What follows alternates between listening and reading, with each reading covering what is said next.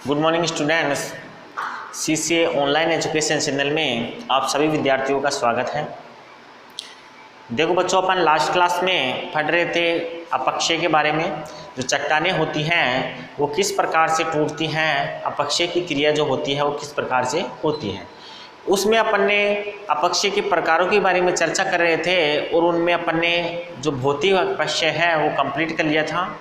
रासायनिक जो अपक्षय है वो अपन ने स्टार्ट किया था और उसके जो 5 चरण थे, एक था जल अपघटन, जलयोजन, जलयोजन, विलयन, ऑक्सीकरण और अपचयन। ये जो 5 प्रक्रियाएं थी रासायनिक अपक्षय की, उसके बारे में अपन ने लास्ट क्लास में चर्चा कर ली है। आज बच्चों अपन जो रासायनिक अपक्षय के अंदर एक प्रक्रिया जो बच गई थी जिसको बोलते हैं कार्बोनीकरण, उसके बारे में अपन चर्चा करेंगे। तो अपन रासायनिक अपक्षय की जो एक क्रिया है जिसे बोलते हैं कार्बोनीकरण, उसके बारे में पढ़ते हैं। और उसके बाद जो तीसरे प्रकार का अपक्षय है जिसको बोलते हैं जैविक अपक्षय, उसके बारे में अपन चर्चा करेंगे। तो अपन पहले लेते हैं रासायनिक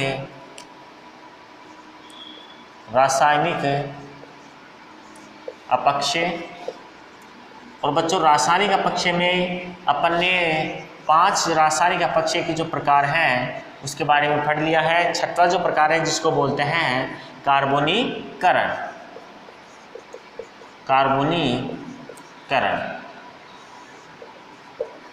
देखो बच्चों, अपन चर्चा करते हैं कार्बोनीकरण क्या होता है। तो देखो, आपके जो CO2 गैस है, कार्बन डाइऑक्साइड जो गैस होती है, ये गैस जल के साथ संयोजित कर लेती है, जल के साथ जुड़ जाती है। इस प्रक्रिया को अपन क्षारों के साथ जुड़ती हैं। इस प्रक्रिया को अपन बोलते हैं कार्बोनीकरण। अर्थात CO2 का क्षारों के साथ क्रिया करना, क्षारों के साथ जुड़ जाने की जो प्रक्रिया होती है उसको कार्बोनीकरण कहा जाता है, जिसके परिणाम स्वरूप कार्बोनेट या बाइकार्बोनेट का निर्माण होता है। तो यहाँ पर इसकी डेफिनेशन को यदि नोट करें तो बच्चों अपन लिख सकते हैं कार्बन डाइऑक्साइड अर्थात CO2 गैस का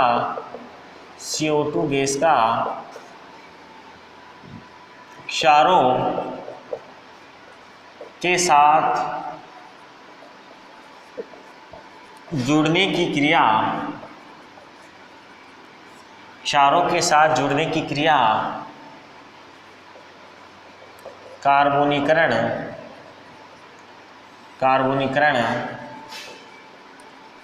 कहलाती है। देखो बच्चों, CO2 गैस का क्षारों के साथ जुड़ने की जो क्रिया होती है उस क्रिया को कार्बोनीकरण कहते हैं। एक्चुअल में जो CO2 होती है वो सामान्यतः आपके जो मृदा जीवांश पदार्थ होते हैं, उन मृदा जीवांश पदार्थों की जो अपघटन की प्रक्रिया होती है उसके परिणाम स्वरूप निर्मित होती है। और ये जो CO2 होती है ये सबसे पहले जल के साथ क्रिया करती है और जल के साथ क्रिया करके कार्बनिक अम्लों का निर्माण कर देती है। कार्बोनीकरण में अगर हम बात करें बच्चों तो अपन यहाँ लिखते हैं कि मृदा जीवांश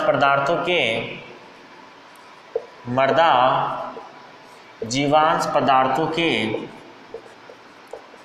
अपघटन से, इसे विच्छेदन भी बोलते हैं, विच्छेदन से अपघटन से CO2 का निर्माण होता है। CO2 का निर्माण होता है। देखो बच्चों, ये जो CO2 होती है ये जल के साथ क्रिया करके कार्बनिक अम्ल का निर्माण कर देती है। ये CO2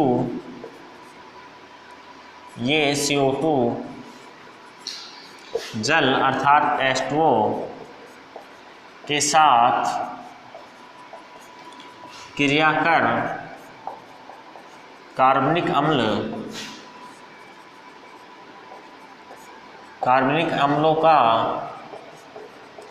निर्माण कर देती है। कार्बनिक अम्लों का निर्माण हो जाता है बच्चों। यहाँ पे CO2 की जब क्रिया होती है, ये आपके CO2 है, जब ये क्रिया करती है बच्चों आपके किसके साथ, ये क्रिया करती है आपके H2O के साथ। H2O के साथ जब इसकी क्रिया होगी तो बच्चों यहाँ बनेगा आपके H2CO3। यहाँ पे यदि हम बात करें तो देखो बच्चों, ये है आपके carbon dioxide gas, carbon dioxide. ये कार्बन डाइऑक्साइड गैस है, ये आपके जल है। जब कार्बन डाइऑक्साइड गैस जल के साथ क्रिया करती है तो कार्बनिक अम्लों का निर्माण कर देती है। कार्बनिक अम्ल का निर्माण यहाँ पे हो गया है। ये जो बच्चों कार्बनिक अम्ल यहाँ बना है, ये कार्बनिक अम्ल जो होता है वो दुर्बल प्रकृति का होता है, और दुर्बल प्रकृति के होने के कारण ये क्या होता है, कार्बोनेट और बाइकार्बोनेट का निर्माण कर देता है। दुर्बल प्रकृति के होने के कारण ये कार्बनिक अम्ल जो होता है वो कार्बोनेट या बाइकार्बोनेट का निर्माण कर देता है। तो मैं यहाँ लिखता हूँ ये कार्बनिक अम्ल, ये कार्बनिक अम्ल दुर्बल प्रकृति का होता है, दुर्बल प्रकृति का होता है, अर्थात इसमें अम्लता का मान कम होता है, पीएच इसकी बहुत कम होती है। कम का मतलब पीएच की वैल्यू ज़्यादा होगी, 6 के लगभग, और अर्थात ये कम अम्लीय प्रकृति का होगा। ये कार्बनिक अम्ल दुर्बल प्रकृति का होता है, इसलिए यह कार्बोनेट व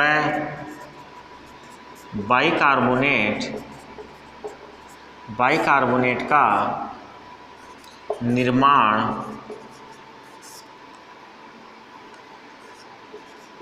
कर देता है। ध्यान रखना बच्चों, ये क्या करता है, ये दुर्बल प्रकृति का होता है, जिस कारण ये कार्बोनेट या फिर बाइकार्बोनेट का निर्माण कर देता है। इसकी रिएक्शन को यदि हम देखें तो देखो बच्चों, आपके ये कैल्शियम कार्बोनेट है, CaCO3 है। ये कैल्शियम कार्बोनेट जो है इसकी क्रिया होती है आपके कार्बनिक अम्ल के साथ, तो ये बदल जाता है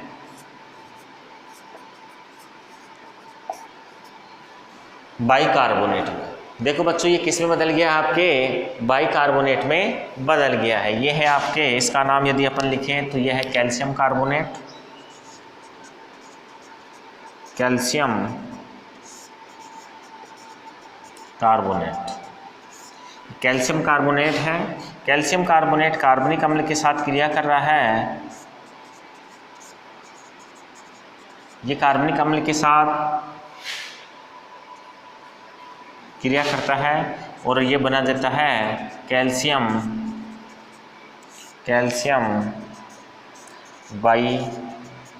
बाइकार्बोनेट।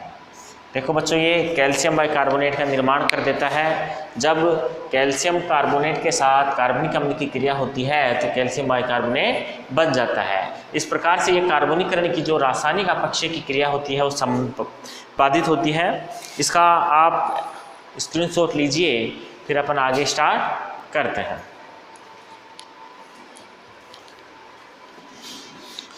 ये रासायनिक अपक्षय जो होता है आपके, दूसरा जो प्रकार है अपक्षय का वो कंप्लीट होता है। अब अपन तीसरा जो प्रकार है जिसे बोलते हैं जैविक अपक्षय, उसको अपन देख लेते हैं क्या होता है इसमें। तीसरा जो प्रकार है बच्चों वो है जैविक अपक्षय। देखो बच्चों, जैसे कि आपको नाम से पता लग रहा है कि जैविक अपक्षय क्या होगा, इसके अंदर जीव सम्मिलित होंगे। जैविक लगा है इसलिए इसके अंदर जीव सम्मिलित होंगे। अपक्षय की प्रक्रिया को संपादित करने के लिए जीव सम्मिलित इसके अंदर होंगे। तो पहली जो बात है उसकी यही है कि इस अपक्षय की प्रक्रिया में जो सजीव होते हैं, जो जीव होते हैं वो सम्मिलित होते हैं। अब वो चाहे जीव जंतु हो या चाहे पेड़ पौधे हों, दोनों ही सजीवों की श्रेणी में आते हैं, इसलिए इस क्रिया में सजीव सम्मिलित होते हैं। तो अपन यहाँ लिख देते हैं अपक्षय की यह प्रक्रिया जीवों द्वारा, या हम ऐसे लिख देते हैं सजीवों, जिसमें पेड़ पौधे व जीव जंतु, सजीवों द्वारा संपादित होती है। ध्यान रखना बच्चों, इसके अंदर आपके जो अपक्षय की प्रक्रिया होती है, यह अपक्षय की प्रक्रिया किसके द्वारा संपादित होती है? सजीवों के द्वारा संपादित होती हैं। इस क्रिया के बारे में हम बात करें तो इसको अपन निम्न चरणों में इसका अध्ययन कर सकते हैं। इसका अध्ययन निम्न पदों में किया जा सकता है। इसका जो अध्ययन होता है बच्चों वो निम्न पदों में कर सकते हैं अपन। सबसे पहले जैविक अपक्षय की बात करें तो आपके जैविक अपक्षय के लिए जो उत्तरदायी हैं वो पहला है मनुष्य व जानवर। मनुष्य और जानवर जो होते हैं वो जैविक कारक हैं जो आपके किसके लिए उत्तरदायी हैं? ये आपके जैविक अपक्षय के लिए उत्तरदायी हैं, मनुष्य व जानवर। देखो बच्चों, आपको पता होगा कि जो मनुष्य होता है वो सृष्टि का सबसे बुद्धिमान प्राणी है और ये क्या करता है? अपनी आवश्यकताओं की पूर्ति के लिए जो चट्टानें होती हैं, जो खनिज होते हैं, उनका उपयोग अपनी आवश्यकताओं की पूर्ति के लिए करता है। इनकी आवश्यकताएं जो भौतिक सुख सुविधाएं होती हैं वो धीरे धीरे बढ़ने लगती हैं और ये बढ़ती अपनी भौतिक सुविधाओं के जो लालसा है उसको बढ़ती हुई लालसा की पूर्ति के लिए क्या करता है? ये अत्यधिक दोहन करता है और इस कारण क्या होता है? जो खनिजों का, चट्टानों का जो अपक्षय होता है वो तीव्र गति से हो जाता है। जैसे हम बात करें तो सड़कों का जब निर्माण होता है, रेलवे लाइन का जब निर्माण होता है, बड़े बांध जब बनते हैं या फिर रहने के लिए जब मकान बनाए जाते हैं तो जंगलों को साफ किया जाता है। फसल उत्पादन के लिए खेत तैयार होते हैं तो वो भी जंगल होते हैं, चट्टान जहाँ होती हैं उनको समतल कर दिया जाता है। तो इस प्रकार से जो मनुष्य होता है वो अपनी भौतिक सुख सुविधाओं के लिए चट्टानों का अपक्षय करता है। यदि हम जानवरों की बात करें तो जानवर भी होते हैं वो अपने रहने के लिए आवास का निर्माण करते हैं। तो जैसे आपके पक्षी हैं या फिर आपके छोटे जो कीट पतंगे हैं वो चट्टानों के अंदर छिद्र करते हैं ताकि उन चट्टानों के उन छिद्रों के अंदर वो रह सकें और इन छिद्रों के कारण जो चट्टानें होती हैं वो धीरे धीरे अपक्षयित कमज़ोर हो जाती हैं और कमज़ोर होकर वो अपक्षयित हो जाती हैं। तो बच्चों यहाँ पर देखते हैं कि मनुष्य और जो जानवर होता है वो अपनी आवश्यकता के लिए जो कार्य करता है उस कार्य के परिणाम स्वरूप जो चट्टानों का अपक्षय होता है वो अधिक मात्रा में होता है। तो अपन यहाँ स्टेप वाइज नोट कर लेते हैं कि कैसे कैसे मनुष्य और जानवर के द्वारा अपक्षय होता है। तो सबसे पहले मनुष्य की अपन बात करते हैं तो मनुष्य अपनी भौतिक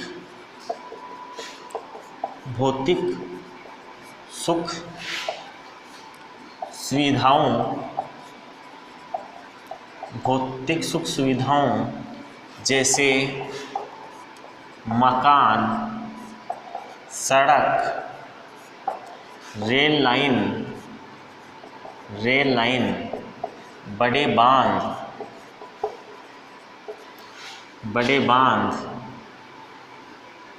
खेत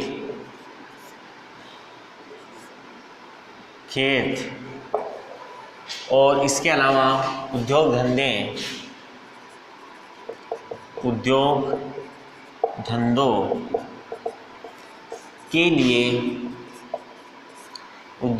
के लिए इन चट्टानों का अपक्षय प्रत्यक्ष या अप्रत्यक्ष रूप से करता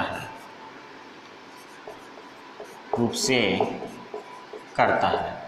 देखो बच्चों, आपने देखा होगा कि जब भी कहीं पे सड़क का निर्माण होता है, मकान, रेलवे लाइन, बड़े बांध, खेत या फिर उद्योग धंधे लगते हैं तो चट्टानों का अपक्षय उस जगह पे प्रत्यक्ष या अप्रत्यक्ष रूप से होता है। तो इस प्रकार से मनुष्य अपनी सुख सुविधाओं की पूर्ति के लिए चट्टानों के अपक्षय की जो क्रिया होती है उसको बढ़ा देता है। इसी प्रकार यदि हम बात करें तो जानवर अपने आवास के लिए चट्टानों में गुफाएं, घोंसले, छोटे छिद्र जिन्हें अपन बोल सकते हैं बिल बनाते हैं। जानवर क्या करते हैं? चट्टानों में गुफाएं बनाते हैं, घोंसले बनाते हैं, छोटे छिद्र जिन्हें बिल बोलते हैं वो बनाते हैं, जिस कारण ये चट्टानें कमज़ोर हो जाती हैं। देखो बच्चों, जब चट्टानों के अंदर छिद्र हो जाते हैं तो चट्टानें कमज़ोर हो जाती हैं और अंत में क्या हो जाता है, और अंत में इनका अपक्षय होने लगता है। अंत में क्या होने लगता है बच्चों? इनका अपक्षय होने लग जाता है। ये चट्टानें कमज़ोर हो जाती है और इनका अपक्षय होने लग जाता है। इस प्रकार से बच्चों मनुष्य और जानवर जो चट्टानों के जैविक अपक्षय की क्रिया होती है उसके अंदर क्या करते हैं, अपना प्रभाव छोड़ते हैं। आगे हम बात करें तो आगे है बच्चों पौधों का प्रभाव। जैविक अपक्षय के अंदर हम बात कर रहे हैं, तो दूसरा जो प्रभाव है बच्चों वो है पौधों का प्रभाव।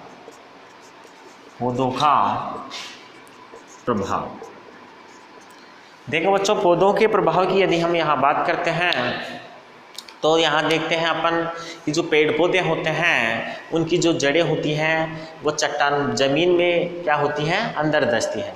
यदि चट्टानों के ऊपर पेड़ पौधे हैं तो उनकी जो जड़ें होती हैं वो चट्टानों की दरारों के अंदर फंस जाती हैं और वहीं से भोजन पोषण जल प्राप्त करती हैं। जैसे जैसे पेड़ पौधे बड़े होते जाते हैं उनकी जड़ें भी बड़ी होती हैं, और जब जड़ें बड़ी होती हैं तो दबाव के कारण जो दरारें होती हैं चट्टानों की वो क्या होती हैं, बढ़ जाती हैं, और इस प्रकार से ये जो चट्टानें होती हैं वो धीरे धीरे अपक्षयित होने लगती हैं। इसके अलावा हम बात करें तो कई बार ऐसे पेड़ पौधे अपन ने देखे हैं जो कार्बनिक पदार्थों का उत्सर्जन करते हैं जड़ों के माध्यम से। जड़ों के माध्यम से ये उत्सर्जित ये जो कार्बनिक पदार्थ होते हैं, ये कार्बनिक पदार्थ चट्टानों के अंदर अपक्षय की क्रिया को और भी बढ़ा देते हैं। जैसे अपन ने अभी कार्बनीकरण देखा तो वहाँ पे जो कार्बनिक अम्ल बन रहा था वो क्या करता है, चट्टानों का अपक्षय करता है। तो इसी प्रकार से जो कार्बनिक पदार्थ होते हैं, कार्बनिक अंश जो होते हैं, कार्बनिक अम्ल जो होते हैं, जड़ों के द्वारा जो निर्मित होते हैं, ये क्या करते हैं, चट्टानों को अपक्षित करने का काम करते हैं। तो यहाँ पर नोट करते हैं कि पेड़ पौधों की जड़ें, पेड़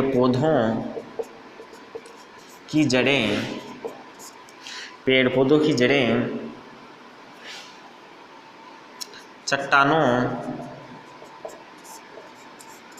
की दरारों में प्रवेश करती हैं और इन जड़ों के बढ़ने से चट्टानों पर दबाव लगता है। चट्टानों पे क्या लगता है बच्चों, दबाव लगता है, जिससे दरारें और अधिक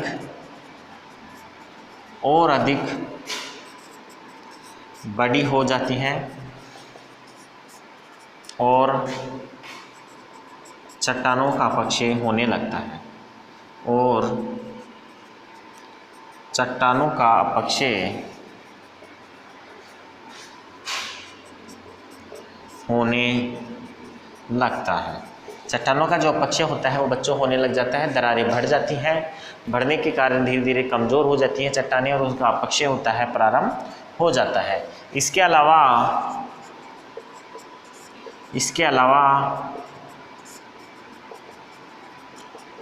कई पौधों की जड़ों से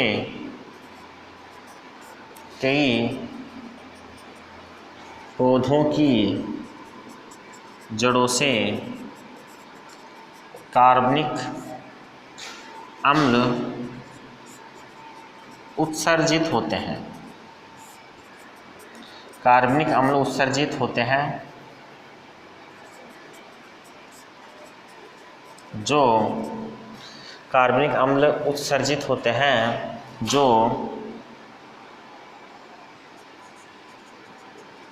चट्टानों को अपक्षहित करते हैं, चट्टानों को अपक्षहित करते हैं। तो इस प्रकार से बच्चों जो पेड़ पौधे होते हैं वो भी क्या करते हैं, अपक्षय की क्रिया को बढ़ा देते हैं। नेक्स्ट अपन तीसरे प्रकार के अपक्षय की बात करें तो तीसरे प्रकार का जो अपक्षय होता है वो बच्चों होता है सूक्ष्म जीवों के द्वारा। तो अपन यहाँ नोट करते हैं तीसरा जो अपक्षय है बच्चों वो है सूक्ष्म जीवों के द्वारा।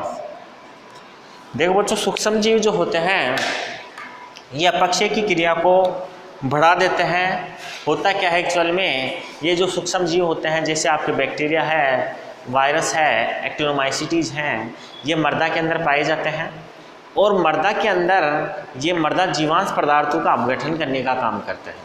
कई बार जब ये खुद नष्ट हो जाते हैं तो इनका खुद का भी अपघटन होता है और इस प्रोसेस से जो कार्बनिक पदार्थ होता है CO2 उसका उत्सर्जन होता है।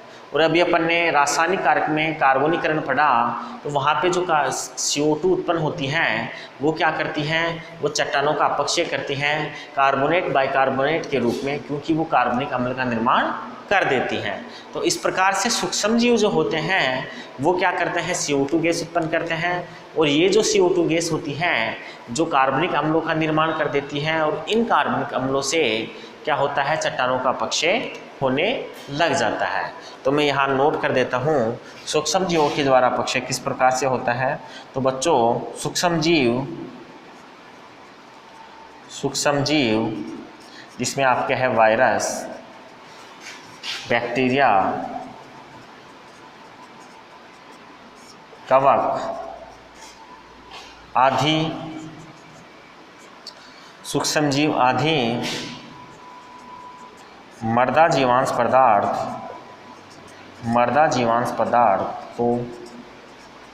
का विच्छेदन करते हैं। देखो बच्चों ये क्या करते हैं, ये मृदा जीवांश पदार्थों का विच्छेदन करते हैं। अभी इनके विच्छेदन से CO2 गैस बनती है, इनके विच्छेदन से क्या होता है, इनके विच्छेदन से CO2 गैस बनती है जो अंत में कार्बनिक अम्लों का निर्माण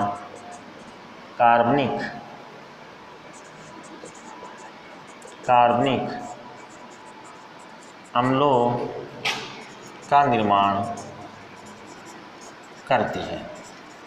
और ये बच्चों जो कार्बनिक अम्ल होते हैं ये क्या करते हैं, ये मृदा के अंदर या चट्टानों के अंदर जो कार्बोनीकरण की प्रक्रिया होती है उसके माध्यम से चट्टानों को अपक्षय का काम करते हैं। यहाँ तक आप स्क्रीनशॉट लीजिए बच्चों, उसके बाद अपन आगे का जो टॉपिक है वो स्टार्ट करते हैं।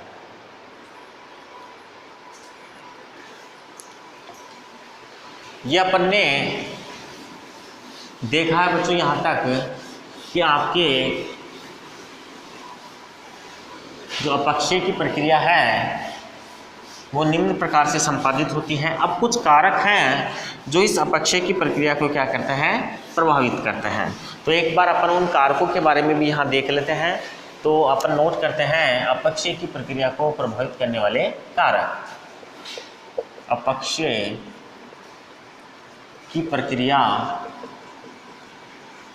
को प्रभावित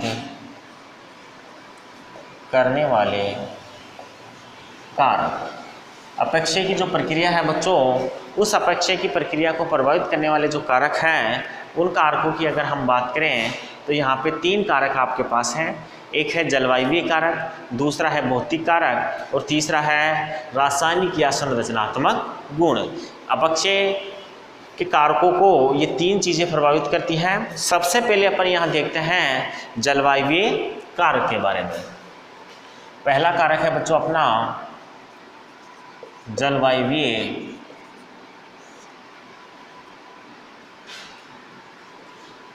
जलवायुवीय कारक। जलवायुवीय कारकों की यदि हम बात करें बच्चों, तो होता क्या है, सामान्यतः आपके जो जलवायुवीय कारक हैं वो क्या करते हैं, अपक्षय की जो क्रिया होती है उसको प्रभावित करते हैं। जैसे यदि हम बात करें तो आपके ये क्या करते हैं, अपक्षय की जो क्रिया होती है उसकी जो दर होती है उसको प्रभावित करते हैं। सामान्य रूप से यदि हम बात करें तो आपके जो शुष्क पदार्थ जलवायु यदि शुष्क होती है तो उस प्रक्रिया के दौरान वायुमंडल में भौतिक अपक्षय अधिक होता है। पर्यावरण के अंदर उस समय भौतिक अपक्षय अधिक होता है जब जो वातावरण जो होता है वो शुष्क अवस्था में होता है।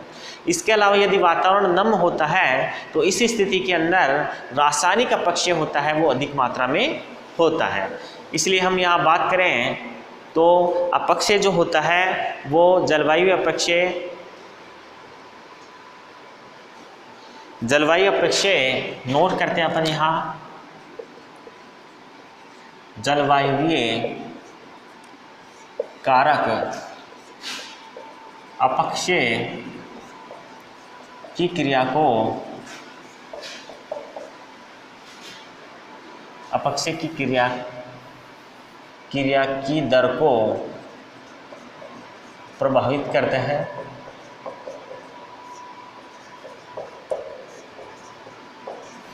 जलवायुवीय कारक अपक्षय की क्रिया की दर को प्रभावित करते हैं। जैसे शुष्क वातावरण में भौतिक अपक्षय, जबकि नम या आर्द्र वातावरण में रासायनिक, नम व आर्द्र वातावरण में रासायनिक अपक्षय अधिक होता है। ध्यान रखना है बच्चों आपको कि जलवायुवीय जो कारक होते हैं वो अपक्षय की क्रिया को प्रभावित करते हैं। शुष्क वातावरण के अंदर भौतिक अपक्षय अधिक मात्रा में होता है, जबकि रासायनिक अपक्षय जो होता है वो नम वातावरण में होता है। आगे देखें तो अगला जो आपके प्रभावित करने वाला कारक है वो है भौतिक गुण। देखो बच्चों, जो चट्टानें होती हैं, जो खनिज पदार्थ होते हैं, उनका आकार, उनकी जो कठोरता है, उसका सीमेंटीकरण की जो क्रिया है, ये भौतिक गुण होते हैं। ये जो गुण होते हैं बच्चों, ये क्या करते हैं, उसकी अपक्षय की क्रिया को प्रभावित करते हैं। जैसे हम बात करें तो आपके चट्टानों के जो मोटे कण वाली चट्टानें होती हैं, उन मोटे कण वाली जो चट्टानें होती हैं उनका अपक्षय धीमी गति से होता है या कम होता है। लेकिन महीन कणों वाली जो चट्टानें होती हैं, महीन कण वाले जो खनिज होते हैं, उनका जो अपक्षय होता है वो अधिक मात्रा में होता है और ज़्यादा होता है। तो अपन यहाँ नोट करें तो आकार, कठोरता और खनिज सीमेंटीकरण।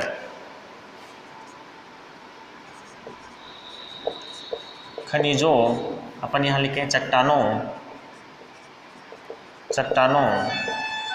का आकार, कठोरता व सीमेंटीकरण। खनिजों का आकार, कठोरता व सीमेंटीकरण अपक्षय की क्रिया को प्रभावित करती है। ये जो कारक होते हैं बच्चों, आकार आप जानते हैं कैसी उसकी शेप है, कठोरता उसकी मजबूती से है, सीमेंटीकरण है उन पदार्थों के जमने का समय, वो जो होते हैं वो आपके अपक्षय की क्रिया को प्रभावित करते हैं। जैसे यदि हम बात करें, जैसे मोटे कणों वाली चट्टानों का अपक्षय, मोटे कणों वाली चट्टानों का अपक्षय कम व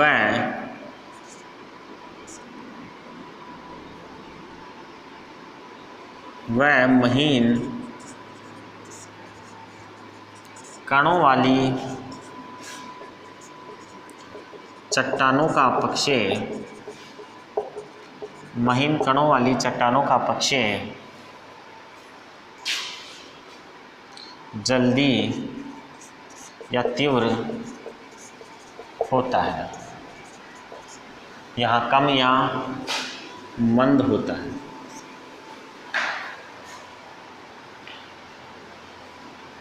देखो बच्चों, मोटे कणों वाली चट्टानों का अपक्षय कम होता है या मंद गति से होता है, जबकि महीन कणों वाली जो चट्टानें होती हैं उन चट्टानों का जो अपक्षय होता है वो अधिक होता है।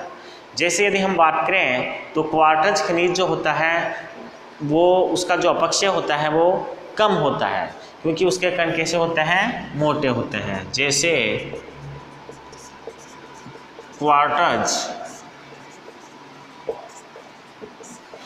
खनिज का अपक्षय कम होता है। क्वार्ट्ज जो खनिज होता है बच्चों, उसका जो अपक्षय होता है वो कम मात्रा में होता है, क्योंकि उसके जो कण होते हैं वो कैसे होते हैं, मोटे होते हैं। ये भौतिक गुण हो गए। तीसरे गुण की यदि हम यहाँ बात करते हैं तो वो है रासायनिक व संरचनात्मक गुण।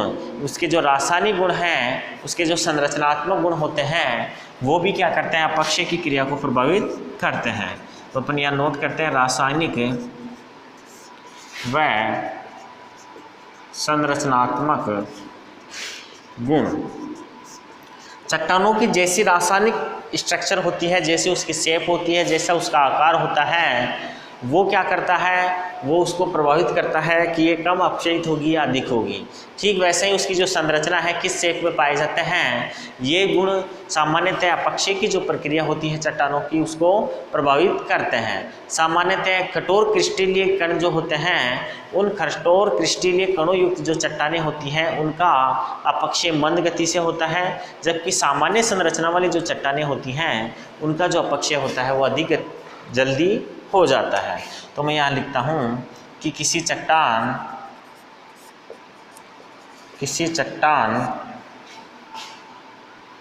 में कणों की संरचना, कठोरता, क्रिस्टलीयता आदि गुण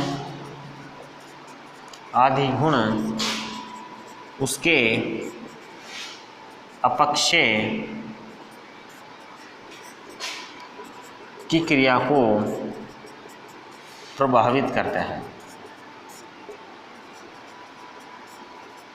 किसी चट्टानों के जो कठोरता है, उसकी संरचना है, क्रिस्टलीयता है आदि जो गुण होते हैं वो उस क्या करते हैं, उसकी अपक्षय की जो क्रिया होती है चट्टानों की उसको प्रभावित करते हैं। जैसे यदि हम एग्जाम्पल के रूप में यहाँ देखें तो बच्चों देखो, जैसे क्रिस्टलीय, कठोर